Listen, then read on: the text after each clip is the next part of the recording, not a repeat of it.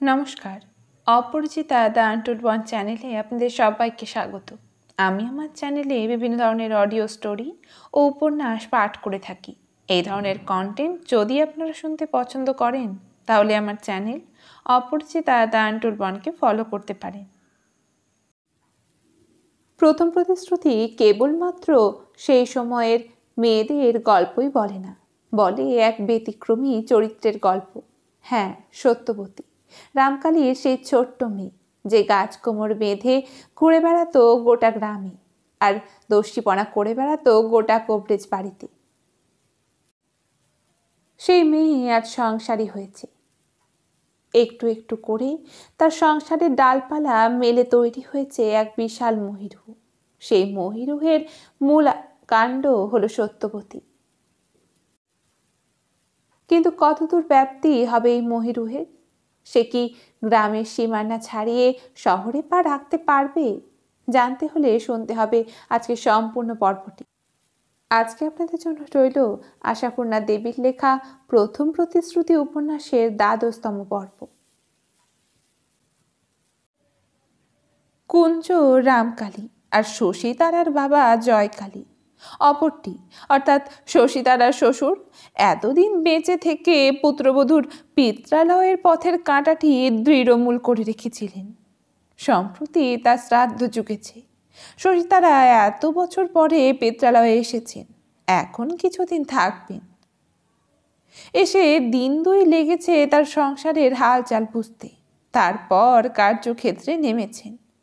সংসারে নিজের ভাই কুঞ্জর প্রতিপত্তিহীন অবস্থা ও সতত ভাই রামকালীর বোলবোলা দাপটটাও তার বুকে শেল বিঁধেছে এবং রাসুর প্রথম পক্ষর নির্লজ্জতায় গালে হাত দিতে বাধ্য হয়েছেন তিনি।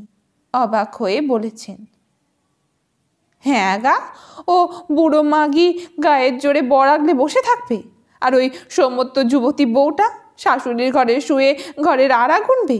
এই তোমরা চলতে দিচ্ছ? বলি, ছেলেটার কথাও তো ভাবতে হবে। তার টাটকাটি রইল ধামা চাপা দেওয়া, আর শুকনো বাসিটাই মন সন্তুষ্ট করে থাকার জুলুম। এতখানি বয়সে এমন কথা শুনিনি, দেখিনি। সারদার শাশুড়ি সুদীর্ঘকালে দেখা ননদিনীটিকে পরম আত্মীয়ের অধিকার দিয়ে বিগলিত স্বরে বলে, দেখো ঠাকুরজি, দেখো, যত থাকবে ততই বুঝবে। একে তো তোমার দাদার ওই মিনমিনে স্বভাবের জন্য আমি চিরদিন বড় হয়েও ছোট হারিয়ে এসেল ছাড়া আর কিছু দেখলাম না। তার উপর বউটি হয়েছে জাহাবাজ। এমনিতে দেখবে ওকে কারুর সাথে পাঁচে নেই, কিন্তু অহংকারে মটো। কারুর মতে চালাতে যাও দেখি, চলবে না। আরে এমন রাসবাড়ি প্রকৃতি ডেকে একটা কথা বলতে সাহস হয় না। তোমাদের হয় না, আমার হবে। শশী তারা দৃঢ় রায় দেন, এ নিঘিন্নে পনার বিহিত আমি করেই ছাড়ব। বিহিত করতে ভাজকে নিয়ে এজলাসে এসে আসামিকে তলব করলেন শশী তারা। সারদা এলো, ঘাড় হেঁট করে বসে ঘোমটার মধ্যে থেকে মৃদু অথচ স্পষ্ট স্বরে বলল, কি বলছো? শশী তারা নড়ে চড়ে বসে হাত পাখা নাড়তে নাড়তে বললেন, বলছি একটা ন্যায্য কথা, মনে কিছু করো না। আক্কেল যাদের শরীরে নেই তাদের আক্কেল করাতে হলে চোখে আঙুল দেওয়া ভিন্ন তো গতিও নেই, তাই দেব। তাতে যদি তোমার চোখে জ্বালা ধরে আমায় কিন্তু দূষণা বাচ্চা। সারদার কণ্ঠ থেকে একটু হাসির আওয়াজ পাওয়া গেল। তোমাদের দুষ্প এত আসপদ্দা আমার পিসিমা? আসপদ্দা?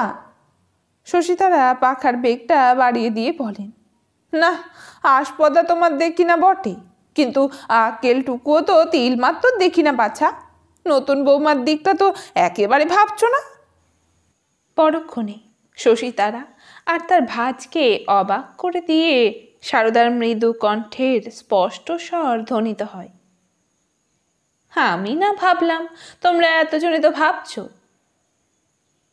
এতজনে ভাবছি? আমরা অতজনে ভাবছি? তুমি যে অবাক করলে বড় বৌমা। আমরা ভেবে তার কি উপকারটা করতে পারবো শুনি? তুমি এদিকে আত্মঘাতী হবার ভয় দেখিয়ে স্বামীটাকে শাসিয়ে রেখেছ। ভয়ে কাঁটা হয়ে আছে সে। আমরা কি করব? এই তো সেদিনকে রাত্রিরে চোরাকে হাত ধরে হিঁচড়ে এনে বললাম, রাসু তুই এদিকে আয়, ঘরের তো অভাব নেই বাড়িতে, এ ঘরে নবাবী পালঙ্ক না থাক, স্বামী পেলে নতুন বউ এর এখন আম তক্তায় রাজতক্ত। তা আনতে কি পারলাম? ভয়ে হাত ছিটিয়ে চালিয়ে পালিয়ে গেল।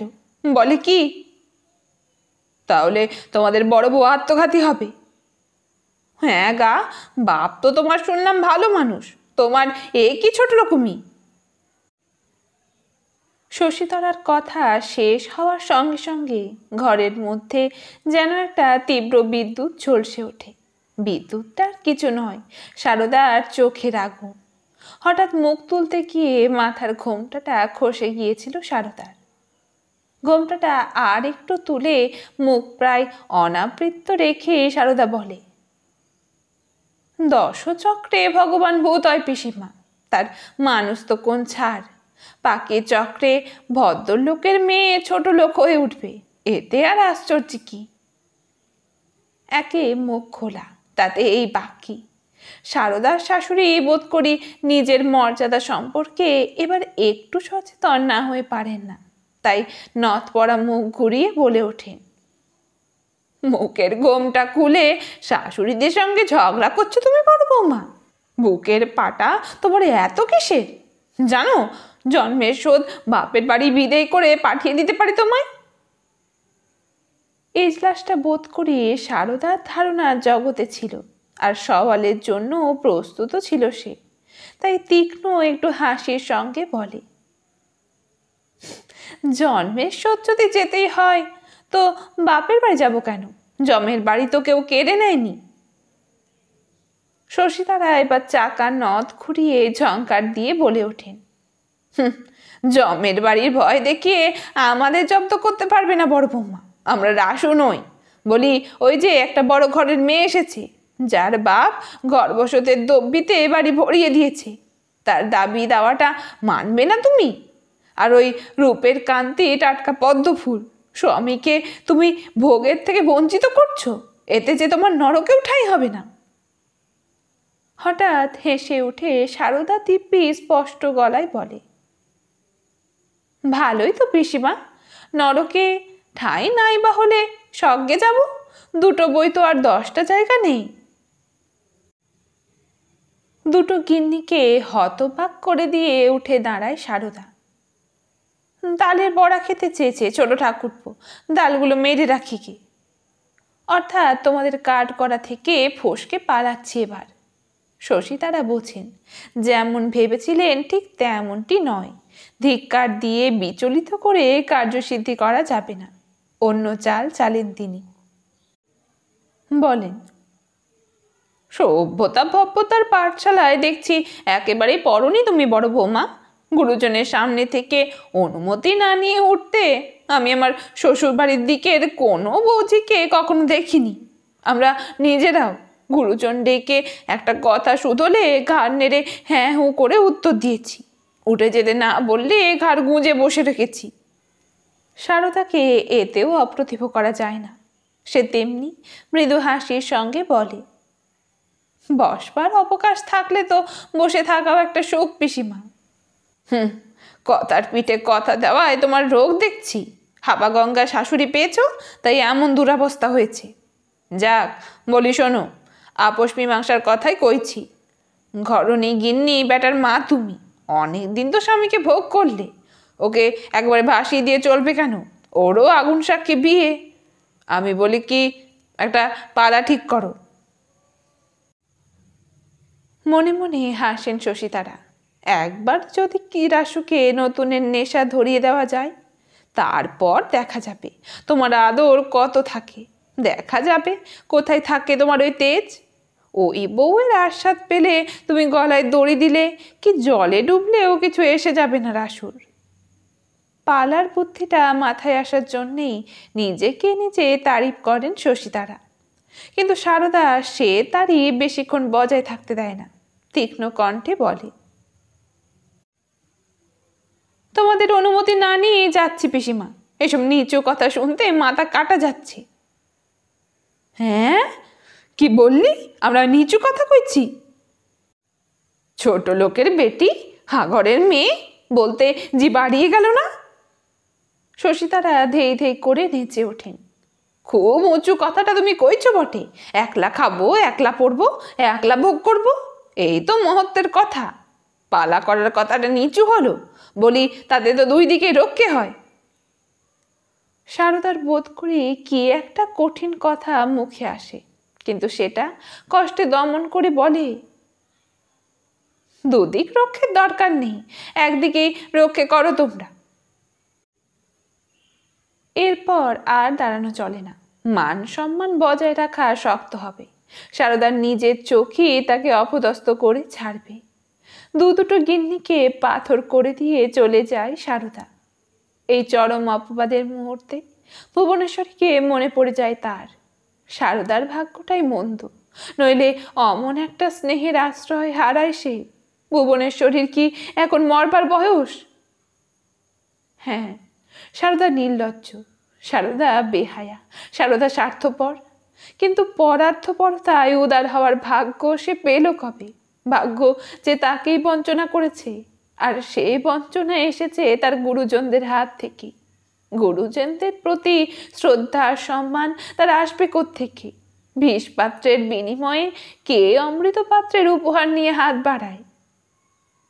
শশীতারা গালে হাত দিয়ে অভয়াকে উদ্দেশ্য করে বলেন, মান্যে বড় গুরুজন তুমি বউ, তোমার পায়ের ধুলো নেবারই কথা। তবু বলি, তোমার পায়ের ধুলো এই গড়াগড়ি দিতে ইচ্ছে করছে। এই কালকে উঠে নিয়ে ঘর করছো তুমি? কুঞ্জগৃহিণী কপালে হাত ঠেকিয়ে বলেন, অদৃষ্ট ঠাকুরজি। আসল কথা, অদৃষ্টটা তার নিজের কাছে ধরা পড়েছে এই সম্প্রতি ননদিনীর দিব্য দৃষ্টির প্রভাবে, এবং এ যাবৎ যত বোকামি করে এসেছেন, সুদে আসলে সেটা উসুল করে নিতে ইচ্ছে হচ্ছে তার। ওই কাল নাগিনীর দিক থেকে রাসুর মন একেবারে ঘুরিয়ে দিতে পারি, এমন ওষুধ আমার জানা আছে বউ। শশীতারা চাপা হিংস্র স্বরে বলেন, অভ্যর্থ তুক, রাসু তোমার ছটপটিয়ে একবারে নতুন বউয়ের পায়ে এসে পড়বে, বড় বউকে এ জন্মের বীজ দেখবে। ভাজ অবাক হয়ে বলেন, সত্যি ঠাকুরজি, তেমন ওষুধ তোমার জানা আছে? শশীতলার মুখে একটি বিচিত্র হাসি ফুটে ওঠে। জানা না থাকলে তোমার নন্দাইকে আর অমন কেনা গোলাম করে রেখেছি? বয়সকালে কি কম দুর্দান্ত ছিল নাকি? সম্পর্ক অসম্পর্ক মানত না, রূপসী মেয়ে মানুষ দেখলে উন্মাদ হয়ে উঠত। এক বাগদি বুড়ি শেখালো আমায় সে তুক। তারপর থেকে এমন নেলাকাপা হয়ে গেল যে আমি বই আর কিছু জানি না। আমি উঠতে বললে ওঠে, বসতে বললে বসে, খেতে বললে খায়, ঘুমোতে বললে ঘুমোয়, আমার মুখের দিকে ফেল ফেলিয়ে তাকিয়ে থাকে।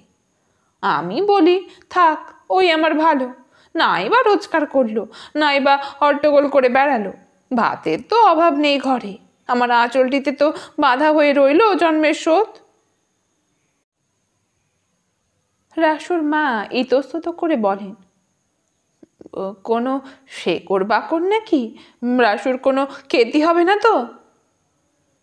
শোনো কথা, সে কাজ আমি করব, এ আর কিছু নয়, শুধু একজনের থেকে মন ঘুরে আর একজনের উপর পড়া। তাহলে বলি শোনো, তোমার কপালক্রমে এই পরশুই অমাবস্যা আসছে, একেবারে দুপুর রাতে নতুন বৌমা যদি এলো চুলে হয়ে বিবস্ত্র হয়ে একটা কলা গাছের গোড়ায় এক ঠোকায় একটি ছুঁচ বিঁধে দিয়ে আসতে পারে, তাহলে।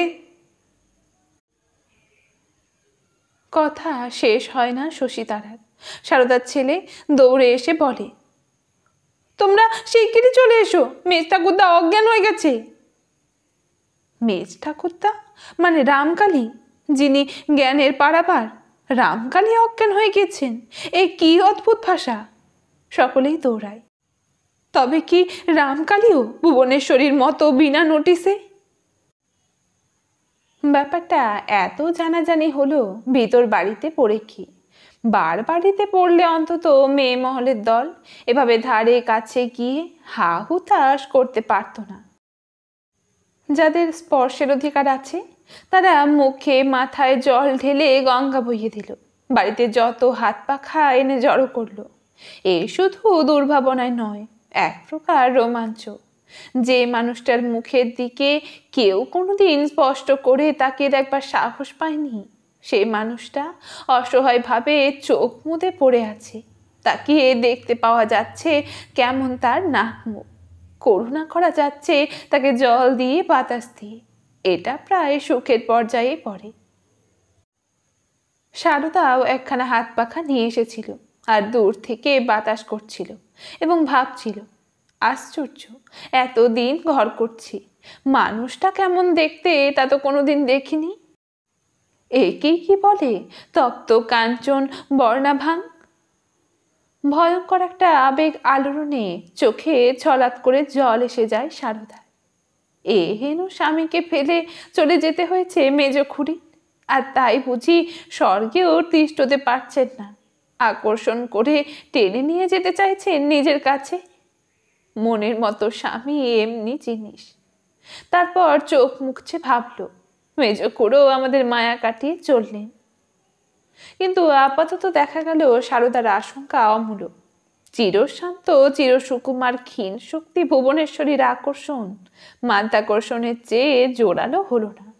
রামকালী চোখ মেললেন। চারিদিকে এতগুলো মুখ দেখে ভুরুটা ঈষৎ কুঁচকে গেল। আবার চোখ বুঝলেন আর অনেকক্ষণ পরে বললেন, আমাকে বাইরের চণ্ডী মণ্ডপে বিছানা করে দাও। হ্যাঁ, বাইরেই শুলেন রামকালী। মেয়েদের হা হুতাশ তার অসহ্য। নিজের কাছে নিজে ভয়ানক লজ্জিত হচ্ছেন। রামকালীর পক্ষে হেন দুর্বলতা ক্ষমার অযোগ্য। রামকালী জ্ঞান হারিয়ে পড়ে গেলেন। পাঁচজনে মুখে মাথায় জল দিল, হা হুতাশ করল। এর চাইতে ঘৃণ্য ব্যাপার আর কি আছে? এরকমটা হলো কেন? অনেক দিন থেকেই যেন ভিতরে ভিতরে একটা ক্ষয় চলছে, যেন একটা ভাঙনের পদধ্বনি শুনতে পাচ্ছেন। শরীর খারাপ হয়ে গেছে, সেই থেকেই গেছে। রামকালীর মধ্যেও একটা আবেগের আলোড়ন উঠল। সেই ছোট্টখাট্ট মানুষটা, যাকে রামকালী কোনোদিনই পুরো একটা মানুষ বলে গণ্য করেননি, সে যে দৃঢ় কঠিন রামকালীর ভিতরের একটা শক্তি হরণ করে ফেলবে, এ রামকালী ধারণার মধ্যেই ছিল না। ভুবনেশ্বরী সম্পর্কে যেন তার একটা বাৎসল্য মিশ্রিত প্রীতি ছিল। জীবনের কোনো আদর্শে, কোনো চিন্তায়, কোনো সুখ দুঃখে তাকে ডাক দেননি। আজ মনে হচ্ছে সম্পূর্ণ বিচার করেননি রামকালী স্ত্রীর ওপর। চিরদিন যাকে ছোট ভেবে এসেছেন, সে হয়তো তেমন ছোট ছিল না। যাকে সামান্য ভেবেছেন, সে হয়তো সামান্য নয়। রামকালী যদি তাকে স্নেহের সঙ্গে কিছু শ্রদ্ধাও দিয়ে হৃদয়ের সহধর্মিণী করে তুলতে পারতেন, হয়তো সারাটা জীবন এতখানি নিঃসঙ্গ হয়ে থাকতেন না। মৃত্যুর মহিমায় ভুবনেশ্বরী যেন বড় হয়ে উঠেছে। বিছানায় শুয়ে শুয়ে সংকল্প করলেন রামকালী, শীঘ্রই তীর্থযাত্রা করবেন। বায়ু পরিবর্তনের প্রয়োজন হয়েছে। বায়ু পরিবর্তন ভিন্ন, ভাঙন ধরা স্বাস্থ্যের ক্ষয়পূরণ সম্ভব নয়। তীর্থযাত্রার সংকল্প ঘোষণা করলেন রামকালী। 2-3টে দিন রামকালী সম্পর্কে উদ্বেগ নিয়েই দিন গেছে সকলের। রাসু বাড়িতে চণ্ডী মণ্ডপে রাত কাটিয়েছে কাকার নিষেধ সত্ত্বেও, চুপি চুপি, তার অলক্ষ্যে। আজ আবার স্বাভাবিকত্ব এলো সংসারে। যদিও রামকালী তীর্থযাত্রার সংকল্পে ভয়, ভাবনা, আতঙ্ক দেখা দিল, তবু সেটা তো আজই নয়। তীর্থযাত্রার অনেক তোড়জোড়। রাসুকে আজ শশীতারা আবার ডেকে পাঠালেন। বললেন, দেখ, পুরুষের চামড়া যদি গায়ে থাকে তো বউয়ের নাকে কান্নায় ভিজিস নে। আত্মঘাতী অমনি হলেই হলো। আজ তুই এদিককার ঘরে শুবি। 3-3টে রাত বাইরের ঘরে কাটিয়ে রাসুরও মন চঞ্চল। এ প্রস্তাবে আরো চঞ্চল হয়ে ওঠে, অথচ সাড়া দেবার উপায় নেই। এ যেন পেটে খিদে, মুখের সামনে সুখাদ্য, অথচ মুখ বাঁধা। তাছাড়া রাসু সারদা নয়, যে এসব কথার পিঠে কথা কইবে। লজ্জায় ঘাড় হেঁট করে থাকে সে। শশীতারা বোঝেন মৌনং সম্মতি লক্ষণং। হৃষ্টচিত্তে বলেন, তোকে কিছু ভাবতে হবে না, তুই শুধু খাবার পর আমার ঘরে এসে বসবি। পিসি ভাইপোই গল্প করা চোদ্দটায় রাতটা একটু ঘোর করে দেব। তারপর আহা, নতুন বউটার মুখের দিকে একটু তাকাবি না? তুই ভাববি না তার কথা? রাসুর চোখে জল এসে পড়ে। সে তাড়াতাড়ি সরে যায়। নতুন বউয়ের কথা ভাবছে না সে? অহরই তো ভাবছে। কিন্তু যাকে নিয়ে এত দুর্ভাবনা শশীতারার, সে কোথায়? পাটমহলের লক্ষ্মীকান্ত বাণুজ্যের নাতনি পটলি। সে যেন একটা অদ্ভুত ভয়ে কাঠ হয়ে আছে। এতদিনে অবশ্য সে চিনে ফেলেছে কে তার সতীন। সতীনকে যে এতটাই ভীতিকর মনে হয় তা বুঝি ধারণা ছিল না তার। সারদার মুখের দিকে কোনোদিন ভালো করে তাকাতে পারে না সে, কথা বলা তো দূরের কথা। অথচ সারদা হরদমই তার সঙ্গে কথা বলে। সংসারের সবাইকে খেতে দেওয়ার ভার চেয়ে সারদারই হাতে। অগত্যা পটলিকেও তার হাতে পড়তে হয়েছে।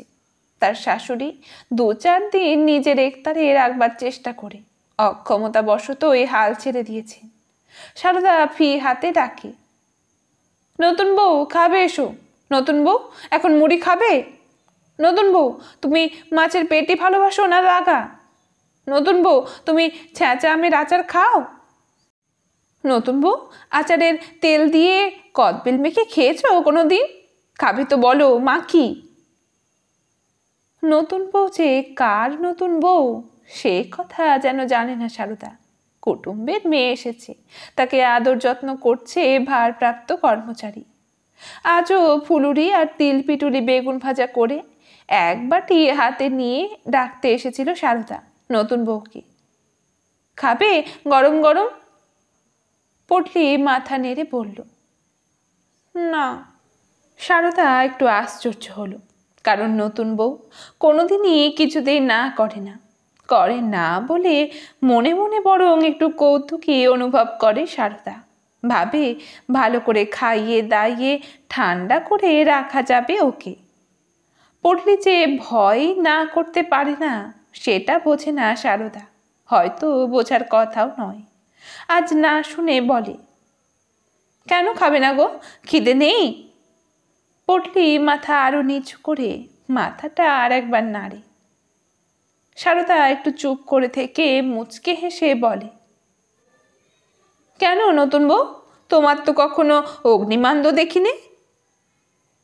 এরপর নতুন বউয়ের দিক থেকে কোনো সাড়া আসে না, শুধু তার ঘাড়টা আরো নুয়ে পড়ে। সারদা চলে যেতে উদ্যত হয়ে বলে, তবে নয় 2টো তিলের নাড়ু পাঠিয়ে দিই, খেয়ে জল খাও। এবার হঠাৎ নতুন বউ বলে ওঠে, তুমি আমায় এত যত্ন করো কেন? সারদা বোধ করি এ প্রশ্নের জন্য আদৌ প্রস্তুত ছিল না, তাই হঠাৎই একটু থতমত খেয়ে যায়। তবে সে মুহূর্তের জন্য, পরক্ষণে তীক্ষ্ণ একটু হেসে বলে, করবো না? যত্ন করবারই তো সম্পর্ক গো। এতক্ষণ ঘাড় নিচু ছিল, এবার বোধ করি অজ্ঞাত সারে মুখটা তুলে ফেলে পটলি। আর দীর্ঘ পল্লবাচ্ছন্ন 2টি চোখের কোল বেয়ে 2 ফোঁটা জল গড়িয়ে পড়ে তার। সে চোখের দৃষ্টিতে ফুটে ওঠে একটা অসহায় ভৎসনা। সে দৃষ্টি সারদার ওপর নিবদ্ধ রেখেই বলে, তামাশা করছো? মুখরা সারদা সহসায় যেন মুখ হয়ে যায়, ওই 2 ফোঁটা চোখের জলের দিকে তাকাতে পারে না। আর ভগবান জানেন কোন এক অদ্ভুত হৃদয় রহস্যে সারদার নিজের চোখ দুটো জলে ভরে ওঠে। তবু নিজেকে সামলে নিয়ে সে বলে, করলামই বা একটু তামাশা, করতে নেই? পটলির বোধ করি এতক্ষণে খেয়াল হয় যে তার চোখ দুটো শুধু 2 ফোঁটা জল ফেলে ক্ষান্ত হয়নি, তাই সে দুটোকে নামিয়ে ফেলে এবার। আর কষ্টে গলার স্বর পরিষ্কার করে বলে, আমি তো তোমার শত্রু, আমাকে বিদায় করে দাও না। তুমি বাঁচো, আমিও বাঁচি। সারদা একটু বিষণ্ণ কৌতুকে বলে, আমি না হয় বাঁচব, তোর বাঁচবার হেতু? তোমার বুকের পাথর হয়ে আর সংসার শুদ্ধ সকলের দয়ার পাত্র হয়ে থাকতে হয় না, সেই বাঁচান। সারদা আর একবার মুখ হয়, দেখে নতুন বউয়ের হেড মুন্ডের অন্তরাল থেকে জল ছড়ে ছড়ে তার কোলের উপর জড়ো হয়ে থাকা ফর্সা ফর্সা ফুলো ফুলো দুখানি করপল্লবের উপর পড়েই চলেছে। স্তব্ধ হয়ে অনেকক্ষণ সেই দিকে তাকিয়ে থাকে সারদা। তারপর সহসা আত্মস্থ হয়ে শান্ত দৃঢ় কণ্ঠে বলে, চোখ মোচ নতুন বউ, আর কাঁদতে হবে না। তোমার পায়ে ধরে দিদি, আমাকে পাটমহলে পাঠিয়ে দাও। শোনো কথা, আমি কি পাঠিয়ে দেবার কর্তা? সারদা হেসে বলে, আমার উপরেই হুকুম জারি হয়েছে, জন্মের শোধ বিধেই। সে যাক, বলি এত রূপ যৌবন নিয়ে কেঁদে মরবি আর হেরে পালাবি কিলো? লড়াই করে সতীনের কাছ থেকে বর কেড়ে নিবি নে? লড়াই টড়াই আমি কিছু চাই না দিদি। লড়াই চাস না? কি মুশকিল, তবে তো খয়রাত করতে হয়। সারদা তেমনি বিষণ্ণ কৌতুকে বলে, তুই দেখছি আমার সব মজা মাটি করে দিলি। লড়াই করতে বসলে জোরের পরীক্ষা হয়, দান খয়রাত করতে গেলে সে বিভাগ সবটাই তুলে দেওয়া ছাড়া গতি থাকে না। আমার কিছু চাই না দিদি, ব্যাকুল আবেগে উচ্চারণ করে নতুন বউ। সারদা হাসে, কিচ্ছু চাস না? বড় চাস না? না। সারদা বলে, কিন্তু জগতের কি নিয়ম জানিস? না চাইলে সব জিনিস মেলে, চাইতে বসলেই হাত ছাড়া। ইস, কথা কইতে কইতে এমন খাসা তিল বিটুলি বেগুন ভাজাগুলো নেতিয়ে গেল। কে ফেল, মন ভালো হবে। মেজ ঠাকুরদা। রামকালী একখানা সরু খাতার উপর ঝুঁকে পড়ে আসন্ন তীর্থযাত্রার হিসেবের খসড়া করছিলেন। হঠাৎ রাসুর ছোট ছেলের এই ডাকে চমকে স্নেহকোমল স্বরে বললেন, কে দাদা? মা বলছে, মা তোমার কাছে ভিক্ষে চাইবে। এ আবার কি অভূতপূর্ব কথা! রামকালী বিমূঢ় দৃষ্টিতে তাকিয়ে দেখেন। দরজার ওপাশে রাসুর বউয়ের উপস্থিতি টের পান। প্রায় বিচলিত স্বরে বলেন, কি বলছো দাদা? বুঝতে পারলাম না তো। এবার মাধ্যমের ভূমিকা গুরুত্ব হারায়। মাধ্যমকে মাধ্যম করে সারদা মৃদু কণ্ঠে বলে, খোকন বল, মা বলছে কখনো তো কিছু চায়নি মা, বাড়ির বড় বউ একটা ভিক্ষে চাইছে। রামকালী ধারণা করেন এ আর কিছুই নয়, রাসুর দ্বিতীয় পক্ষ গঠিত নাটক। নির্ঘাত সপত্নী অসহিষ্ণু এই মেয়েটি সতীনকে তার পিত্রালয়ে পাঠানোর প্রস্তাব করতে এসেছে। বিরূপ চিত্তে গম্ভীর হাসে বলেন, ভিক্ষেটা কি সেটা না জানলে তো আর সাদা কাগজে দস্তখত করা যায় না বড় বৌমা, দেবার ক্ষমতা যদি আমার না থাকে। খোকা বল, আপনি ইচ্ছে করলেই হয়। রামকালী যদিও রাসুর বউয়ের এই অসম সাহসিকতায় স্তম্ভিত হন, তবু ঈষৎ চমৎকৃত হন। হঠাৎ একটা অতি অসম সাহসিক মেয়ের কথা মনে পড়ে গিয়ে মনটা শিথিল হয়ে যায়। বলেন, মাকে বল দাদা ভাই, ইচ্ছে করবার মতো হলে অবশ্যই করব। খোকা বল, আপনি তীর্থে যাচ্ছেন, আমার মাকে সঙ্গে নিন। এ আবার কি কথা? এই যে রামকালী ধারণার অগোচর, স্বপ্নের অগোচর, এই কথা বলতে এসেছে রাসুর বউ? মেয়েটা পাগল নাকি? তবে নাকি নিতান্তই হাস্যকর অলিক কথা। তাই ঈষৎ কৌতুকের সুরে বলে, তোমার মাকে নিয়ে যাই এত সাধ্য কি আমার আছে দাদা ভাই? তুমি বড় হও, মাকে নিয়ে যাবে। মেজ ঠাকুরদা, মা বলছে তামাশা করে উড়িয়ে দিলে হবে না, মা সত্যি ভিক্ষে চাইতে এসেছে। রামকালী আর মাধ্যমকে গ্রাহ্য করেন না, বলেন, বড় বৌমা, তোমার প্রার্থনাটা যে বড় অসম্ভব। আমি পুরুষ মানুষ, কোথায় উঠবো, কোথায় থাকবো, কিভাবে ঘুরবো? মেজ ঠাকুরদা, মা বলছে মা কষ্ট করতে হারবে না। তোমার রান্না করা, বাসন মাজা, এর জন্যেও তো একটা লোক চাই, মা সব করে দেবে। দাদা ভাই, তোমার মা ছেলে মানুষ, সবটা বুঝতে পারছে না। সম্ভব হলে আমাকে দুবার বলতে হতো না। তোমার মাকে বলো, বাড়ির বড় বউ বলে আমার কাছে একটা আবদার করলেন, রাখতে পারছি না, এটা আমারও কষ্ট। আমি তার বদলে তার নামে খাস 20 বিঘে ধান জমি লেখাপড়া করে দেব। তার আদায় থেকে উনি যা খুশি করতে পারবেন। আর তুমি যখন বড় হবে। খোকা, বল বাবা, বিষয় সম্পত্তিতে মার কোনো দরকার নেই। খাসে 20 বিঘে ধান জমি, এতেও একটু প্রলোভিত হলো না মেয়েটা? আশ্চর্য তো। সত্যি বলতে কি, এই সংকল্প রামকালীর সহসা আজকের নয়, কিছুদিন থেকেই ভাবছিলেন তিনি এই ধরনের একটা কিছু করবেন। ওই মেয়েটাকে তিনি যতই সাধারণ হিংসুটে মেয়ে ছেলে ভেবে আসুন, ওর সম্পর্কে কোথাও যেন একটু অপরাধ বোধ তার হৃদয়ের গভীর স্তরে পীড়িত করত। তাই ভাবতেন ক্ষতিপূরণার্থে। কিন্তু মেয়েটা বলে কি, বিষয় সম্পত্তিতে তার দরকার নেই। একটু চুপ করে থেকে বলে, তবে আর কি করবো বলো দাদা ভাই, যাতে লোকে নিন্দে করতে পারে এমন কি কাজ করা যায়? মেজ ঠাকুরদা, তুমি তো লোক নিন্দেকে ডরাও না। লোক নিন্দেকে ডরায় না? রামকালী যেন সহসা অদ্ভুত এক অজানা রহস্যের রাজ্যের সামনে এসে দাঁড়িয়েছেন। এরা সব রামকালীকে ভাবে কি? রামকালীর সম্পর্কে, রামকালীর অপরিচিত যে একটা জগৎ আছে, তাদের ধারণা কি? একটা কৌতুকের বিষয়ে স্বল্পবাক রামকালী আজ একটু বেশি কথা বলে ফেলেছেন। লোক নিন্দেকে ডরায় না, এ কথা কে বলে দাদু? ডরাই বই কি, সত্যি নিন্দের কাজ করলে। রামকালীও কথা সমাপ্ত করতে করতে ভাবেন, শেষটা করতে গিয়ে থামেন। এই অবসরে এতক্ষণের নম্র আর মৃদু চাপা কণ্ঠস্বরটা প্রায় স্পষ্ট হয়ে ওঠে। খোকা, বল, আপনার যদি একটা দুঃখিনী মেয়ে থাকতো, তাকে তীর্থে নিয়ে গেলে লোকে নিন্দে করত? রামকালী স্তব্ধ হয়ে যান, অনেকক্ষণ চুপ করে থেকে বলেন, আচ্ছা দাদু, তোমরা ভেতরে যাও, আমাকে একটু ভাবতে দাও।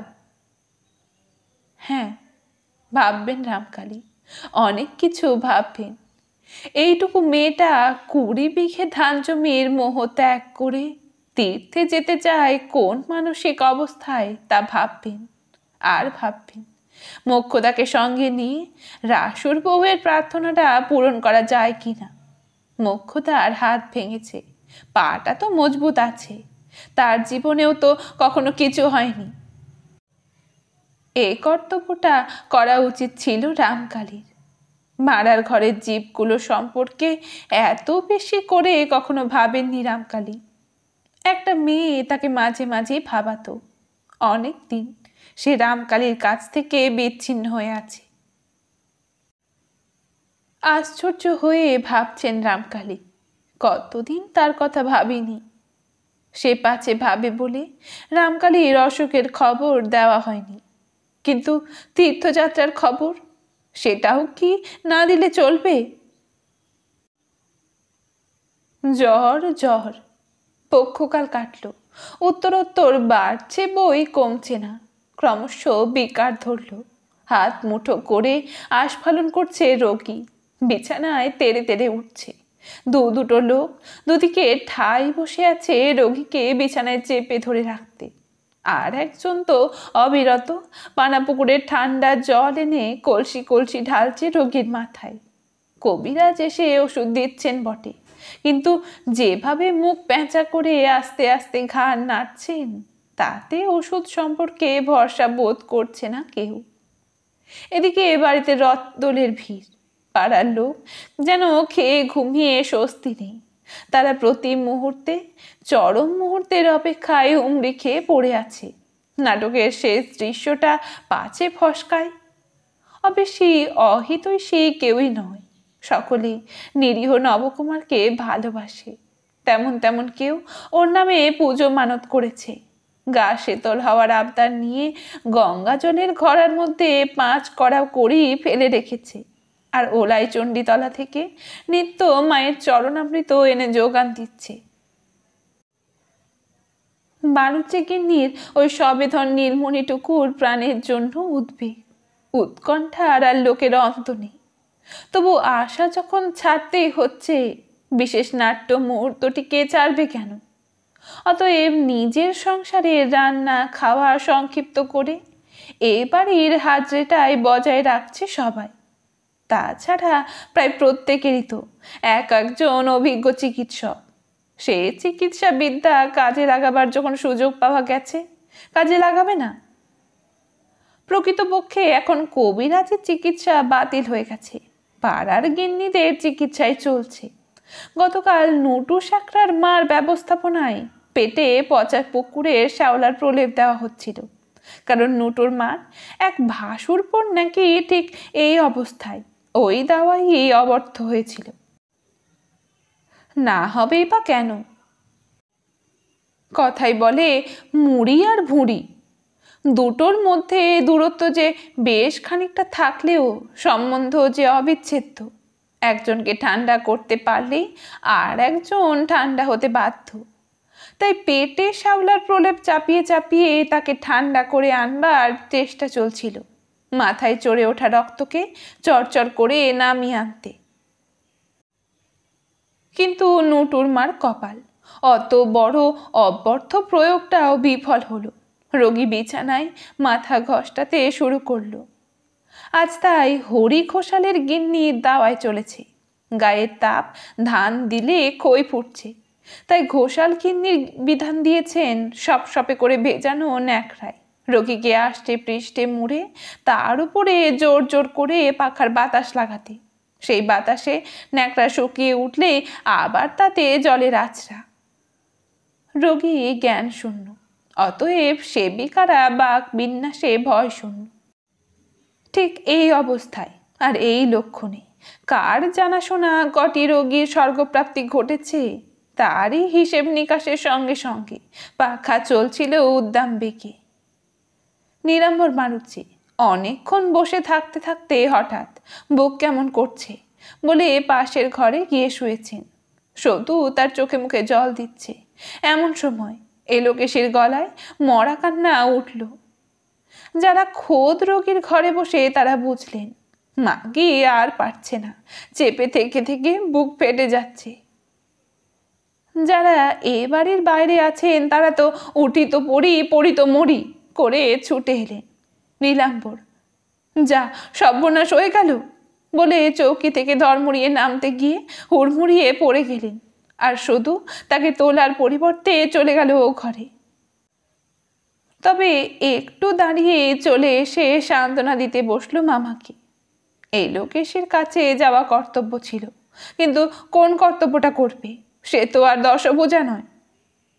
এলোকেশী ঢেঁকি ঘরে বসে কাঁদছেন। সমাগত মহিলারা সেইখানেই জমায়েত হলেন এবং হঠাৎ এই কান্নার কারণ অবগত হয়ে গালে হাত দিয়ে বসে পড়লেন। কয়েকজন এ কথাও বললেন, পায়ে ধুলো দাও নবুর মা, তোমার একটু পায়ে ধুলো দাও, মাথায় ঠেকায় যদি তাতে তোমার মতন সহ্য শক্তি জন্মায়। ওই দজ্জাল বউ নিয়ে এই অবধি ঘর করছো তুমি। জনৈকা আক্ষেপ করে বলেন, আমি ভাবছিলাম আজ ভর সন্ধে তোমার বউকে নিয়ে চণ্ডীতলায় গিয়ে মায়ের পায়ে তার শাঁখা সিঁদুর জমা দিয়ে এ ওদ বাঁধা রাখার মানতি করে আসবো। তোমার তো আর মাথার ঠিক নেই, পাঁচ চলে না দেখলে চলবে কেন? কিন্তু যে বউ তোমার বলতে তো ভরসা হচ্ছে না। অপরা ফিসফিস করে, বলো না দিদি, বলো না। আমি কি বলিনি ভেবেছ? হাত পা বাঁধার কথা বলেছিলাম, কিন্তু সদুর কাছে নাকি বলেছে নবুর বউ আমি ডান হাতের বদলে বাঁ হাতে ভাত খেলে আমার স্বামীর পরমায়ু ফিরবে। এ কথা আমি বিশ্বাস করিনি। উচিত মতো ওষুধ না পড়লে কি অসুখ সারে? হ্যাঁ, এই কথা বলেছে? তাই তো বললো, শুধু বললো ওই নিয়ে আর বউকে বেরাবেরি করতে যেও না খুড়ি, মানুষের মান মর্যাদা তো রাখতে জানে না, হয়তো তোমার মুখের ওপরে না বলে বসবে। সাথে কি আর বলছি নবুর মার পাদদোক খেতে হয়। কথাটা এলোকেশীর কানে যায়। তিনি বুকটা আর একবার চাপড়ে আর একবার সেই চিরপরিচিত সুরের কান্নাটি কেঁদে ওঠেন। ওরে নবুরে, ওরে আমার সোনার গোপাল রে, তুই থাকতে তোর বউ আমাকে কি পায়ে ডলছে দেখ রে। যারা রোগীর সেবা করছিলেন তারা সেবা ফেলে ছুটে আসেন। হলোটা কি? এই দুঃসময়ে পাহাড়ে বউ কি না কি করে বসলো, তা সে যা করে বসেছে তা চরম। শাশুড়ির মুখের ওপর বলেছে, মানুষটাকে 10 জন মিলে কুপিয়ে কুপিয়ে না কেটে একেবারে মা চণ্ডীর কাছে বলি দিয়ে দিলেই তো হতো, মানুষটা উদ্ধার পেত, 10 জনেরও খাটুনি কমতো। স্বামীর কথা নিয়ে যে বউ এমনি করে গলা তুলে শাশুড়ির সঙ্গে কথা বলতে পারে, সে বউ তাহলে না পারেটা কি? যেটিয়ে বিদায় করে দাও, যেটিয়ে বিদায় করে দাও, চাটুজ্জে গিন্নি দীপ্ত কণ্ঠে বলেন। ওই ডাকাতের আওতাতেই তোমার ছেলে তুষ হয়ে গেছে নবুর মা, নইলে অমন ডবকার ছেলে হঠাৎ এমন পিসেজ পাওয়া রোগেই বা ধরবে কেন? তবু নবুর আমার ওই বউ অন্তপ্রাণ চাটুজ্জে দিদি, বউয়ের ভয়ে কাঁটা। দুটো অবস্থার মধ্যে সামঞ্জস্য না থাকলেও কথাটা বলেন এলোকেশী। তা ভগবান তেজ ভাঙছেন, অবশ্যই তোমার মাথায়ও মুগুর মারছেন, কিন্তু ওই তো বিধাতার বিধান, একের পাপে আরের দণ্ড। তবু এও বলবো, ও দুঃখে শেয়াল কুকুর কাঁদবে, পথে শত্রুর আহা করে যাবে। এরা অধিকাংশ এলোকেশীর খাত, গোপনে সুদি কারবার করে থাকেন এলোকেশী। ওদের অনেকেরই সোনাটা রূপোটা এলোকেশীর সিন্ধুকে পৌঁছছে। অবশ্য পাড়ায় স্পষ্ট বক্তা ন্যায়দর্শী একেবারেই যে নেই তা নয়, কিন্তু তেমনদের সঙ্গে এলোকেশী ভাব চটিয়ে রেখেছেন। তবু নবকুমারের মরণ বাচন অসুখ শুনে দেখতে আসছেন তারা, ন্যায্য কথা দু একটা বলেও যাচ্ছেন। যেমন ভজুর পিসি বলে গেছিলেন, হ্যাঁ গা, বউয়ের বাপের বাড়ি খবর দিয়েছ? এলোকেশী বাঁকা মুখে জবাব দিয়েছিলেন, কেন, সেখানে জবাব দিতে আবার কি হবে? হুমা, তাদের খোলকে জামাই, মুখের ওপর বলছি না, তবে ভগবানের মারের ওপর কথা নেই, একটা এদিক ওদিক কিছু হয়ে গেলে জবাবটা কি দেবে? জবাব?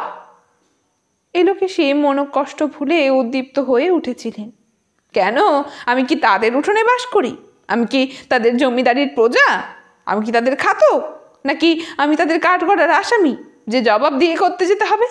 কি বলবো, এখন আমার দুঃসময় চলছে, তাই, নইলে তোমায় উচিত কথা শুনিয়ে দিতাম কায়ের ঠাকুরজি। সনতের জেঠি একদিন বলেছিলেন, নবুর শ্বশুর তো শুনেছি নাম করা গোবরেজ, জামাইয়ের অসুখের খবর দিচ্ছ না কেন? এলোকেশী গম্ভীর কণ্ঠে জবাব দিয়েছিলেন, আমার তো আর 10টা 5টা পেয়াদা নেই দিদি যে উঠ বলতে খবর দেব, বলে ছেলের ব্যামোতে এই চোখে সর্ষে ফুল দেখছি। বেশ তো, তোমরা 5 জন আছো, খবর দাও না, বলে পাঠাও, এসো তুমি, তোমার জামাইয়ের উচিত চিকিৎসা করে যাও। এরপর আর কে কথা কইবে? কিন্তু এলোকেশী কি সত্যি এত মন্দ যে নিজের ছেলের কল্যাণ অকল্যাণ দেখেন না? না, তা নয়। আসলে এলোকেশী এ বিশ্বাস রাখেন না বউয়ের বাপ ধনন্তরী। তাছাড়া এটাও মনের মধ্যে কাজ করছে, যদি সত্যি তা হয়, বউয়ের বাপের গুণপনাতে যদি তার ছেলে সেরে ওঠে, সে অপমানের জ্বালা এলোকেশী জুড়াবেন কিসে? আর বউও কি তাহলে আরো সাপের 5 পা দেখবে না? ছেলের প্রাণের জন্য শত সহস্রবার 33 কোটি দেবতার চরণে মাথা খুঁড়ছেন এলোকেশী, কিন্তু বউয়ের তেজ দর্পটাও কিছুটা গর্ব হোক, এটাও পারত না। দুটোর সামঞ্জস্য বিধান হয় না, কারণ মরা স্বামী বেঁচে উঠলে তো দবদবার আর শেষ থাকে না মেয়ে মানুষের। তেমন হলে বড় কেউ মায়ের পুণ্যবলের কথা তোলে না, তোলে পরিবারের এওতের জোরের কথা। আবার সেই বেঁচে ওঠাটাই যদি বউয়ের নিজের বাপের গৌরবের হয়, উফ, রক্ষে করো, নবু তার নিজের বাপের পুণ্যে তরবে। নিত্য 108 তুলসী দেওয়া কি ব্যর্থ হবে? হাই, এলোকেশির ছেলের 100 বছর পরমায়ু হয়ে যদি বউয়ের হাঁড়ির হাল হওয়া সম্ভব হতো, তা হওয়ার উপায় নেই। এলোকেশির প্রাণের পুতুলি যে বউয়ের অহংকারের মাটি। কিন্তু সত্য এ নাটকের কোন অঙ্কে? সে কি একবারও স্বামী সেবার পুণ্য অর্জন করে না? না, সে পুণ্য অর্জনের সৌভাগ্য তার হয় না। কারণ গুরুজনদের সামনে গিয়ে তো আর সে বরের গায়ে হাতে পায়ে হাত বুলোতে বসবে না। ঘরে ঢুকবেই বা কোন লজ্জায়? রাত্রে সে তো শ্বশুর শাশুড়ি দুজনে ছেলেকে বুক দিয়ে আগলে পড়ে থাকেন আর শুধু তাদের খিদমতগারি করে। সেখানে সত্যকে, তাছাড়া তার কোলে বাচ্চা ছেলে, 6 মাসও হয়নি, আর তার গলাতে সংসার। স্বামী সেবার একটি অংশ তার ভাগে আছে, সেটা হচ্ছে ওই ঔষধের অনুপান প্রস্তুত। বহুবিধ জিনিস নিয়ে ছেঁচা, বাটা, গুঁড়ানো, সেদ্ধ করা ইত্যাদিতে অনেকটা সময় ব্যয় হয় তার। কোপড়ে যাবার ঔষধে ফল হচ্ছে না দেখে অবিরত ওই অনুপানের ত্রুটি আবিষ্কার করছেন। তেজে সত্য এসব সময় শুকনো চোখে ঠাই খাড়া থাকে শুধু রান্নাঘরের কোণে, যখন একা মুখ নিচু করে কাজ করে। আর রাত্রে যখন ছেলে দুটো ঘুমিয়ে পড়ে, তখন মাদমুক্ত করে অশ্রুর সাগরকে। নবকুমার যদি সত্যি না বাঁচে, তোলপাড় হয়ে ওঠে আকাশ পাতাল পৃথিবী। যে মানুষটা সত্যের মনের জগতে একটা অবোধ অজ্ঞান নাবালকের দরে ছিল, সে যে তার এত বড় আশ্রয়, এ কথা এখন টের পেল সত্য, যখন সে মানুষটা যেতে বসেছে। সত্য কেন তাকে কেবল বকেই হেসেছে? কেন শুধু ভালোবাসেনি? কেন কেবল হেসে কথা বলেনি? ঠাকুর, ওকে এবারের মতো বাঁচিয়ে দাও। সত্য ওকে শুধু ভালোবাসবে। ও বোকামি করুক, ভীরুতা করুক, ছেলে মানুষই করুক, কোনো দোষ ধরবে না সত্য। কিন্তু ও কি বাঁচবে? মাকে অবহেলা করেছিল সত্য, মা বাঁচেননি, আর স্বামীকে অবহেলা করে পার পাবে? তখন না হয় বুদ্ধি ছিল না, মা কি বস্তু বোধ জন্মায়নি। কিন্তু এখন এখন কি জবাব আছে? সারা রাত জেগে ঠায় বসে থাকে সত্য, কান খাড়া করে। হঠাৎ বুঝি কোনো সময় সেই ভয়ঙ্কর শব্দটা ওঠে। মাঝে মাঝে পা টিপে টিপে গিয়ে এ জানলা ও জানলা করে মরে, কিন্তু ব্যর্থ হয়ে ফিরে আসে। রাত্রিরে রোগীর ঘরের জানলা কে খুলে রাখবে? একে তো সান্নিপাতিক জ্বর বিকার, হাওয়া লাগলেই বিপদ। তাছাড়া রাত্রিরে জানলা খোলা দেখলে অবদেবতারা উকি মারবে না? হাওয়া বাতাস লাগবে না? আর ভাবতে বুক কাঁপলেও উপায় নেই। পথ খোলা রাখলে যমদূত ঢুকে পড়বে না? এই লোকে সে কি সেই আসার পথ খোলা রাখবে? অতএব সত্য কানকে তীক্ষ্ণ থেকে তীক্ষ্ণতর করে তোলে। কিন্তু এতেই কি সত্যর সকল কর্তব্য শেষ হয়ে গেল? আর কোনো করণীয় নেই তার স্বামীর সম্পর্কে? ওরা মা বাপ, তা ঠিক, কিন্তু ওরা যদি অবোধ হন, তবে সত্যই বা কি কম অবোধ? 1 মাস হতে চলল, জ্বর চলছে নবকুমারে, দিন দিন বাড়ছে বই কমছে না, অথচ উচিত মতো একটা ওষুধ পড়ল না তার পেটে। আর সত্য নিশ্চেষ্ট হয়ে বসে আছে। সত্যর ভগবান কি এরপরও ক্ষমা করবেন সত্যকে?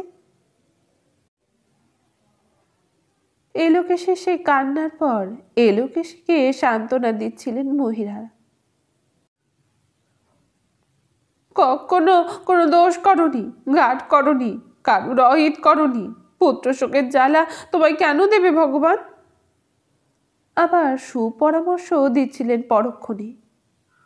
বলতে নেই, ছেলে যদি কিছু হয় নবুর মা, তুমি এক দৌড় দিয়ে ছেলেকে বিসর্জন দেবে, আর দৌড় দিয়ে ওই আরামজাদিকে গলা ধাক্কা দিয়ে বার করে দেবে, যে বউ শাশুড়িকে অত বড় কথা বলে।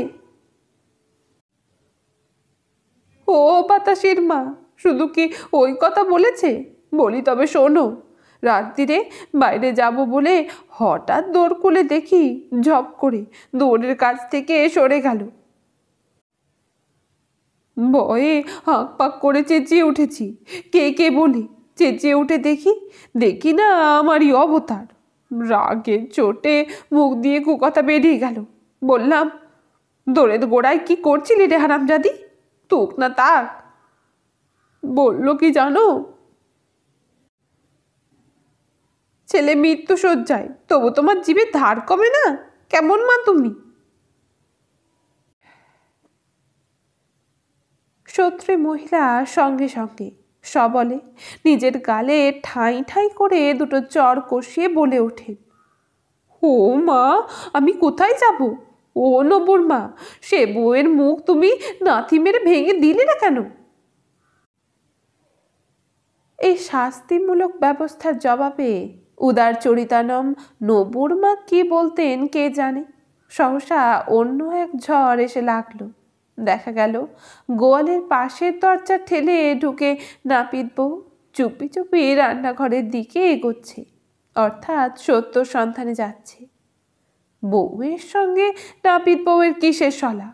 মোহমানে লোকেশী গলা তুলে হাঁক দিলেন, ওদিকে কোথায় যাওয়া হচ্ছে? চতুর নাপিত বউ বুঝল ধরা পড়েছে, অতএব মিছে কথা বলে চাপা না দিয়ে এদিকে এসে চুপি চুপি বলে, বৌমা আমায় তেনার বাপের বাড়ি পাঠিয়েছিল গো, তার বার্তাটা নিতে। কথা শেষ করতে পারে না সে। এলোকেশী রুদ্ধশ্বাসে বলে, কার কাছে পাঠিয়েছিল? ওনার বাপের কাছে গো, ভারী মস্ত কবরেজ তো, পত্র লিখে আমার হাত দিয়ে পাঠিয়েছিল। জামাইয়ের বৃত্তান্ত জানি, এসে চিকিৎসা করতে। তুই সে কথা আমায় না জানিয়ে স্বাধীনে চলে গিয়েছিলি? নাপিত বউ নরম হওয়ার মেয়ে নয়। যেই দেখলে ধমকের পথ ধরেছে গিন্নি, সেও সতেজে বলে, স্বাধীন পরাধীন বুঝিনি, বউটো স্বামীর ভাবনায় ধর পড়াচ্ছে দেখে মায়া হলো। মায়া? মায়া হলো? তুই আর ভূতের কাছে মামদোবাজি করতে আসিস রে নাপিত বউ। বিনি মজরুতে তুই পরের জন্য একটা হাই তুলিস না, আর তুই যাবি মায়ায় পড়ে? বিনি মজরুতে? তা তো বলিনি। নাপিত বউ বেজার মুখে বলে, তা করলে আমার চলবেই বা কেন? ন্যায্য মজুরি দিয়েছে, গিয়েছি। দিয়েছে? বউ তোকে ন্যায্য মজুরি দিয়েছে? এলোকে সেই খেপে ওঠেন। সে কোথায় পাবে শুনি? তাহলে সে আমার বাক্স থেকে চুরি করতে শিক্ষা করেছে, আর তুই তার মন্ত্রী হয়ে? সহসা পেছনে বজ্রপাত হয়। এতগুলো গিন্নি সম্বন্ধে অবহিত মাত্র না হয়ে সত্য বলে ওঠে, নিচু ঘরের মতন কথা কইও না। নাপিত খুড়িকে আমি রাহা খরচ বলে আমার মল জোড়াটা দিয়েছি। মল জোড়াটা? পাথর হয়ে যান মহিলারা। শাশুড়িকে না বলে কয়ে গায়ের গহনা দান ছত্র? মুহুর্মুহু মূর্ছা গেলেও বোধ করি এই প্রবল আঘাতের বেগ রোধ হবে না। এত বড় দুঃসাহস কেউ কল্পনাও করতে পারেন না। এলোকে সে বুক হাত চাপড়ে বলে ওঠেন, দেখো তোমরা দেখো, দেখে বলো আমায় ধরে ঝ্যাঁটা মারবে কিনা। বউকে আমি নিন্দে করি বলে? ওরে বাবা রে, এ আমি কি করবো রে? সত্য সেদিকে দৃকপাত মাত্র না করে নাপিত বউয়ের দিকে তাকিয়ে শান্তভাবে বলে, বাবা কি চণ্ডী মণ্ডপে ছিলেন? ও মা, শোনো কথা। নাপিত গালে হাত দিয়ে বলে, তিনি আবার কই? তোনার হাতে নাকি কোন মরণ বাচন রকি, তাকে ফেলে আসতে পারবে না। ওষুধ পাঠিয়ে দিয়েছে, এসেছে তোমার বড় ভাই, তার হাতেই ওষুধ। আর তোমার নামে পত্তর আছে। ও মা, ও কি, ও কি, বউ যে পড়ে গেল গো! ও মা, ওই কি কাণ্ড! প্রবল একটা কোলাহল উঠল বাঁধ হারিয়ে ফেলা সেই ছড়িয়ে পড়া নদীটুকু ঘিরে। ভিড়মি লেগেছে, ভিড়মি। ভিড়মি না ভিটকেলেমি, মস্ত বড় একটা অপকম্ম করে ফেলে এখন ধরা পড়ে। নদীকে ঘিরে ঢেউ ওঠে অসংখ্য। দীক্ষাগুরু নিপাতে 3 দিন অসহজ শাস্ত্রীয় বিধি। বিদ্যারত্ন রামকালীর তথাকথিত মন্ত্র দীক্ষার গুরু ছিলেন না, আর রামকালীও ওই ধরনের শাস্ত্রীয় বিধি যে ঠিক অক্ষরে অক্ষরে পালন করেন তা নয়। তবু বিদ্যারত্নের মৃত্যুর পরের দিন রামকালীর সমস্ত কাজকর্ম, পূজা পাঠ পরিত্যাগ করে স্তব্ধ হয়ে বসেছিলেন বারমহলে। 3 দিন ঔষধরূপী নারায়ণে হস্তক্ষেপ করবেন না, শাস্ত্রপাঠ ইত্যাদি করবেন না, অন্ন গ্রহণ করবেন না। বিগত কয়েকদিন রোগীর বাড়িতে দিনে রাত্রে যমের সঙ্গে যুদ্ধ করে পরাজিত হয়ে ফিরে এসেছেন, মুখে সেই পরাজয়ের কালিমারা ছাপ। চিন্তা করছেন এই অবস্থায় জামাতা গৃহে যাওয়ার কোনো অর্থ হয় না, কারণ চিকিৎসা করা থেকে যখন বিরত থাকতে হবে। ঔষধ এখন স্পর্শ করবেন না। মনে করছেন আগামী পরশু স্নান শুদ্ধির পর। চিন্তায় বাধা পড়ল। দেখলেন তার পালকি ফিরছে, অর্থাৎ হয় রাসু না হয় রাসুর খবর। রাসুকে বলে দিয়েছিলেন, সত্য উদ্বিগ্ন হয়ে খবরটা দিয়েছে বটে, তবে যথার্থই রোগ কঠিন কিনা সেটা রাসু অনুধাবন করে শীঘ্র মধ্যে হয় নিজে ফিরে আসবে, নয় কঠিন পাঠিয়ে দিয়ে ঘটনার গুরুত্ব জানিয়ে দেবে। ঈষৎ কম্পিত বক্ষে অপেক্ষা করেন রামকালী, পালকি শূন্য না পূর্ণ দেখা পর্যন্ত।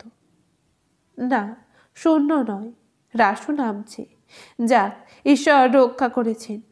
রাসু এসে নতমুখে প্রণাম করতে উদ্যত হতে রামকালী পিছিয়ে গিয়ে বললেন, থাক থাক, এই সময় প্রণাম নিষেধ। কিরকম দেখলে? রাসু আস্তে আস্তে মাথা নেড়ে বলে, ভালো নয়। ভালো নয়? সহসা রামকালীর মনুষ্যক্ষে একটা মূর্তি ভেসে ওঠে, নিরাভরণ শুভ্র মূর্তি। শিউরে ওঠেন রামকালী, নিস্তেজ স্বরে বলে, ঔষধটাই ফল হলো না? ঔষধ প্রয়োগ করা হয়নি। রাসু জলদ গম্ভীর স্বরে বলে, সত্য ফেরত দিয়েছে। ফেরত দিয়েছে? সত্য রামকালীর ঔষধ ফেরত দিয়েছে। রাসু ওই দিশেহারা মুখের দিকে না তাকিয়ে হাতের পেটিকাটি আস্তে আস্তে নামিয়ে রেখে বলে, হ্যাঁ, আপনার পত্র নেয়নি, পড়েনি। রামকালী ব্যাকুল ভাবে বলেন, তোমার সঙ্গে দেখা করতে দেয়নি? না না, তা দিয়েছে। সত্য অসুস্থ ছিল, আমি গিয়েছি মাত্র। ঠিক সেই সময় হঠাৎ অচৈতন্য হয়ে পড়েছিল নাকি, পরে সুস্থ হয়ে আমার সঙ্গে দেখা করে বলল। বাবার যখন আসা সম্ভব হলো না, চিঠি থাক বর্তা। ও আর পড়ে কি করব, আর ওষুধও তুমি ফিরিয়ে নিয়ে যাও। আমার অদৃষ্টে যা আছে তাই হবে। যদি সতী মায়ের কন্যে হই, সেই পুণ্যে আমার শাঁখা লোহার বজ্র থাকবে। জীবনে বোধ করি এই প্রথম রামকালী হতবাক হয়ে তাকিয়ে থাকে, কথা খুঁজে পান না। এরপর আর স্নান শুদ্ধ হয়ে যাত্রা করবেন কি রামকালী, সত্যর কথা অবোধের কথা ভেবে? তা সেই অবোধ সত্য তো তাহলে এ কথাও বলে বসতে পারে, আবার তুমি কেন এলে বাবা, তোমার ওষুধ যখন খাওয়াচ্ছি না? এ তল্লাটের ইতিহাসে এই প্রথম সাহেব ডাক্তার ডাকার ইতিহাস। ভবতোষ মাস্টার, নিতাই চরণ আর নীলাম্বর বাণুজ্যের কুল মজানি পুতব, এই 13 স্পর্শের চোখে এই ইতিহাসের সৃষ্টি। খবর শুনে যে যেখানে ছিল সে সেখানেই দাঁড়িয়ে পড়ল, যে বসেছিল সে সেখানে বসেই রইল। বাণুজ্যের লক্ষ্মী ছাড়া রণচণ্ডী বউয়ের গুণপনা জানতে কারও বাকি ছিল না। শুধু ভেবে পেত না বউকে ওরা এখনো ঘরে ঠাঁই দিচ্ছে কেন, গলা ধাক্কা দিয়ে তাড়িয়ে কেন দিচ্ছে না। বলা বলি করছে সবাই, ভেতরে কোনো রহস্য আছে। বাপের এক মেয়ে তো, আর বড় মানুষ বাপ, নির্ঘাত বাপ কোনো করার করে বিয়ে দিয়েছে।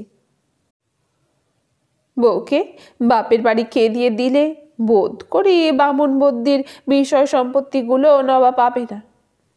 তা নয়তো সমস্যা সমাধানের সবচেয়ে সোজা উপায়টা ত্যাগ করে বাণুজ্যে গিন্নি গালাগালি, সুলোসুলি, বুক চাপড়াচাপড়ির ঘুরপথ ধরে মনের জাল মেটায় কেন?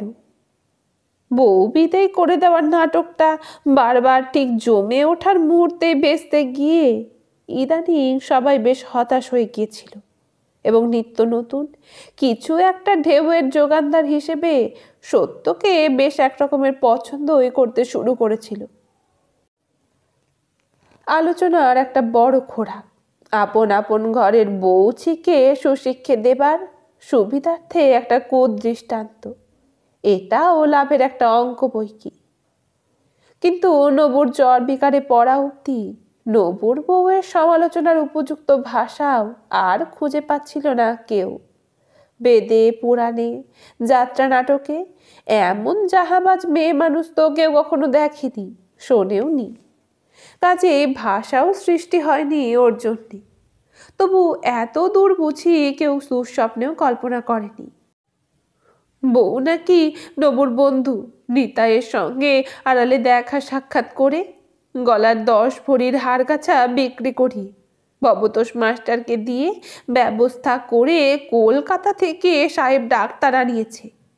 আবার ভবতোষ মাস্টারের সঙ্গেও কথা কয়েছে সাহেব ডাক্তারের চিকিৎসায় নবু বাঁচুক আর মরুক সেটা এখন চিন্তনীয় বিষয় নয়। চিন্তনীয় হচ্ছে বাণুজ্যের সম্পর্কে অতঃপর কিংকর্তব্য। ব্যাপারটা তো আর এখন গিন্নিদের এলাকায় নিবদ্ধ নেই, সমাজের মাথার মণি পুরুষদের মাথা টলিয়েছে।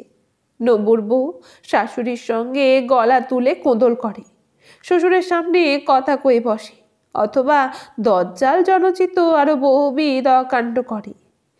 তারা এতাবৎ গৃহিণী মারফত শুনে এসেছেন, কিন্তু তাতে বউটা সম্পর্কে বিরক্ত হওয়া ছাড়া আর কিছু করার ছিল না। কিন্তু এখন আর মেয়েলি কাণ্ড বলে উড়িয়ে দেওয়া চলে না। এখন যার যাওয়ার প্রশ্ন উঠেছে। হতে পারে বাণুজ্যের কর্তা সমাজের মাথা, কিন্তু মাথা বলেই তো আর সবাইয়ের মাথা হাতে কাটবার আবদার চলে না। বাগদিনীর ছোঁয়াচটা হাসাহাসির মধ্যে দিয়ে একরকম মেনে নেওয়া হয়েছে। ওটা আর এমন সৃষ্টি ছাড়া নতুনও কিছু কথা নয়। কিন্তু ঘরে দৌড়ে যদি সাহেব ঢোকে, ঘরের বউ যদি পরপুরুষের সঙ্গে কথা কয়, সেটা মেনে নেবে সমাজ এত নখদন্তহীন হয়ে যায়নি। চণ্ডী মণ্ডপে বৈঠক বসে এবং 5 মাথা এক হয়ে এই স্থিরকৃত হয়। প্রথমে নীলাম্বর বাণুজ্যকে চাপ দেওয়া হবে পুত বউকে ত্যাগ করবার জন্য।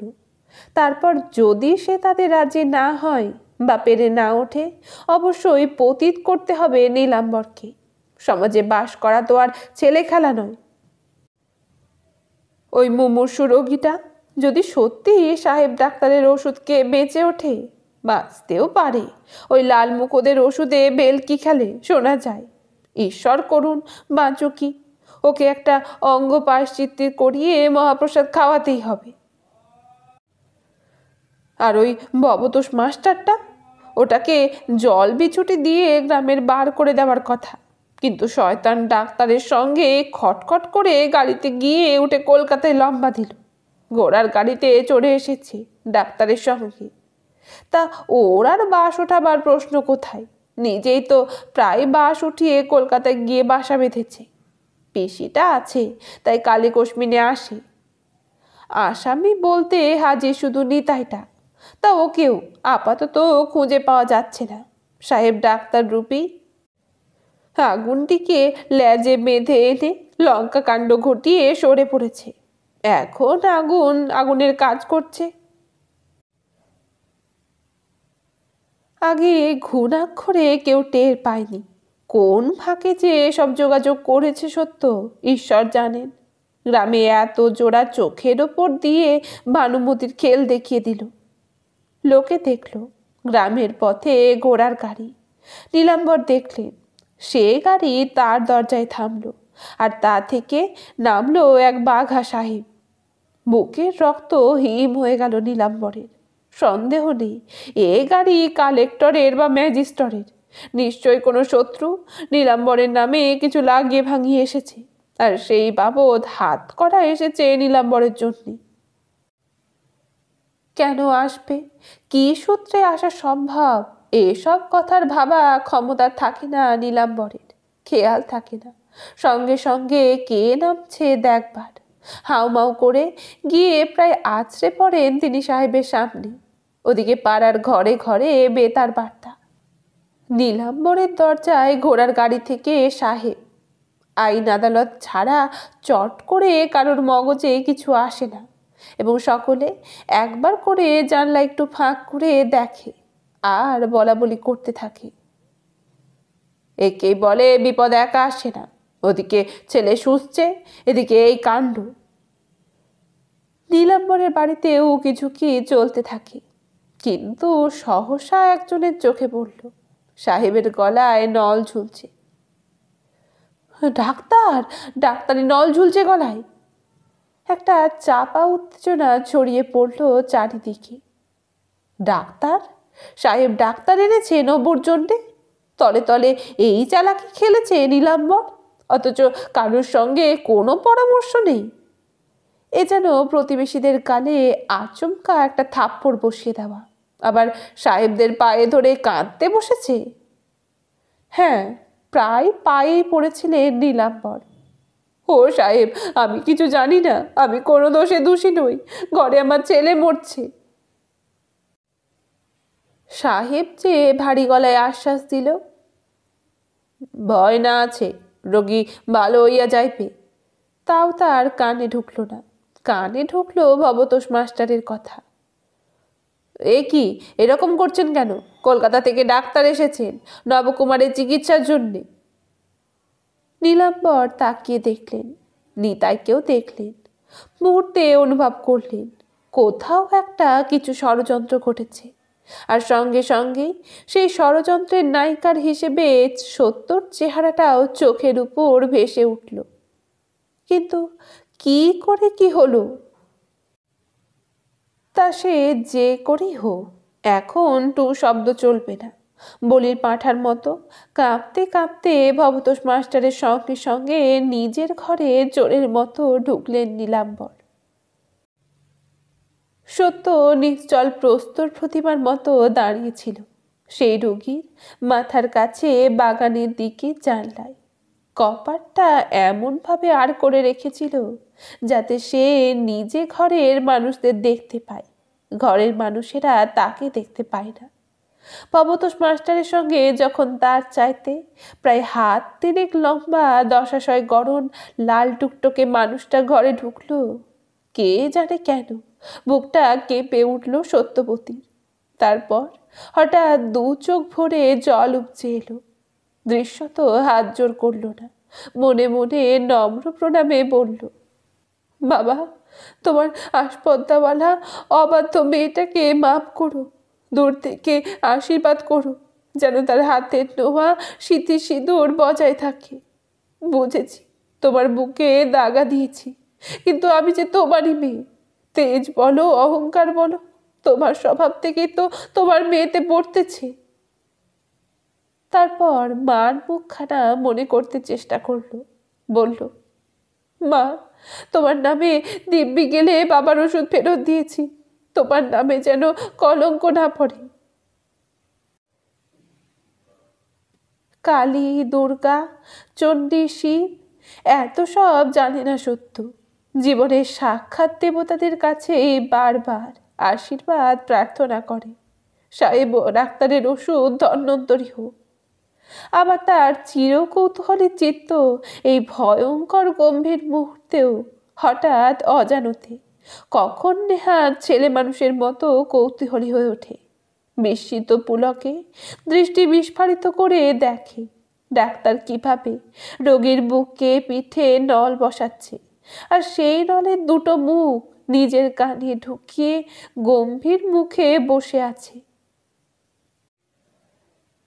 একটু পরে শুনতে পেল ভারী ভারী একটা গলা উচ্চারণ করছে, ভয় না আছে, ভালো হয়ে যাবে। মৃচ্ছকে দেবতা ভাবলে কি পাপ হয়? তারপর রঙ্গমঞ্চে সমারোহ মিটল। যারা ডাক্তারকে নিয়ে এসেছিল তারা তার সঙ্গে সরে পড়ল, আর উদ্যত বজ্র হাতে নিয়ে দুটো মানুষ নিশ্চেতনের মতো নিষ্ক্রিয় হয়ে বসে রইলেন। বাণুজ্যে আর বাণুজ্যে গিন্নি মাটির পুতুলের মতো বসে আছেন দুজনে, বুঝতে পারছেন না এই অবস্থায় ঠিক কোন পথে চলা বুদ্ধিমানের কাজ হবে। না, বজ্র বোধ করে ওদের মাথায় পড়েছে, নবুর কথা ভুলে গেছেন ওরা। অপেক্ষাকৃত সচেতন ছিল সতু। সে চলে যাওয়ার আগে নিতাইকে হাতছানি দিয়ে ডেকে ডাক্তার কি কি নির্দেশ দিয়ে গেল ভালো করে বুঝিয়ে দিয়ে যেতে বলেছিল।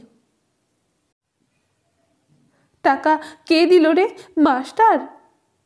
নিতাই মাথা চুলকে বলে, না মানে ব্যাপারটা কি জানো সদুদি? বৌঠান হঠাৎ সেদিন ঘাটের পথে ডেকে কেঁদে পড়ে। শুধু থামিয়ে দেয়, ঈষৎ কঠিন সুরে বলে, বউ যাত্রার কাছে কেঁদে পড়ার মেয়ে নয়, বনিতা রেখে সত্যি কথাটা বল, জব করে বল। নিতাই অতএব সত্যি কথাই বলে। ঘাটের পথে নিতাইয়ের হাতে গলার হার খুলে দিয়েছে সত্য, বলেছে, আমার যেমন স্বামী তোমারও তেমনি বন্ধু, সেই বুঝে কাজ করবে। কলকাতায় গিয়ে এই হার বিক্রি করে সাহেব ডাক্তার নিয়ে এসো। ওপর হাতের টাকা জোড়াটাও খুলে দিতে চাইছিল, নিতাই নিবৃত করেছে। রোগীর ঘরে কেউ নেই। সত্য আস্তে আস্তে এসে বিছানার কাছে দাঁড়িয়েছিল। শুধু ঢুকতে এসে ফিরে গেল, মনে মনে বলল, বাঁচে যদি তোর পুণ্যেই বাঁচবে বউ। বেহুলা মরা স্বামিনী স্বর্গ পর্যন্ত ধাওয়া করেছিল, সাবিত্রী যমরাজের পেছনে ছুটেছিল, যুগে যুগে তারা সকলের পুজো পাচ্ছে। এতক্ষণ আপনারা শুনলেন আশাপূর্ণা দেবীর লেখা প্রথম প্রতিশ্রুতি উপন্যাসের ১২তম পর্ব। পরবর্তী পর্ব নিয়ে খুব শীঘ্রই হাজির হব। পরবর্তী পর্বগুলো শোনার জন্যে চ্যানেলটিকে ফলো করে রাখুন। আজ তবে এইটুকুই থাক, কথা হবে আবার পরের কোনো গল্পে। ধন্যবাদ।